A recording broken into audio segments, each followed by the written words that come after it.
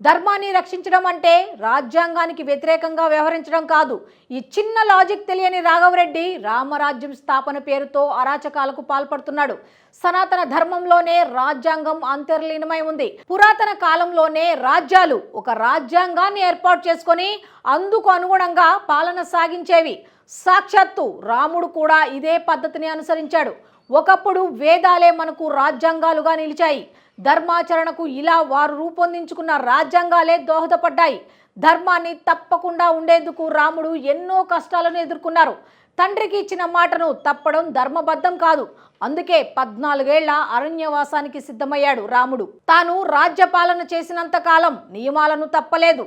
రావణ సంహార సమయంలోనూ బాణం పొట్టపై వదలడం ధర్మం కాదని భావించాడు రాముడు. అలా చేస్తే యుద్ధ నియమాలను తప్పినట్లవుతుంది. కానీ రావణుడి ప్రాణం పొట్టలోనే ఉంటుంది కాబట్టి ఆయనను సంహరించాలంటే బాణాన్ని పొట్టపైనే వదలాలి. అయినా కూడా అందుకు రాముడు ఒప్పుకోలేదు. దీంతో రామబాణం వదిలినప్పుడు ఆంజనేయుడు వాయుదేవుణ్ణి ప్రార్థిస్తాడు.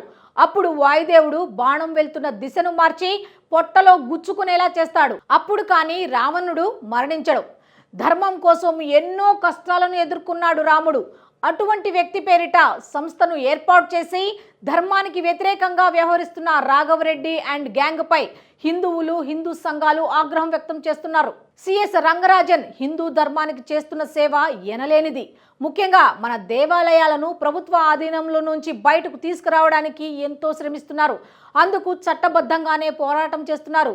How can we establish Ramarajya through deity rights పేరిట దేవుళ్లకు హక్కులను సాధించడం ద్వారా రామరాజ్యం స్థాపించడం ఎలా అని ఓ కథనాన్ని ప్రచురించారు. దీంతో పాటు హిందూ ధర్మ రక్షణ కోసం అనేక కార్యక్రమాలు చేపట్టారు.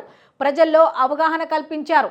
దేవాలయాలు ప్రభుత్వ ఆధీనంలోకి వెళ్లకుండా ఏం చేయాలన్న విషయం పట్ల స్వయంగా ఆయనే ఓ మార్గాన్ని చూపారు.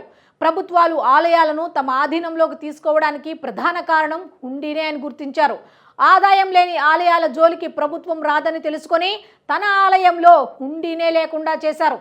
తద్వారా అందరికీ ఓ మార్గదర్శనం చేశారు. అంతటి గొప్ప వ్యక్తి రంగరాజన్.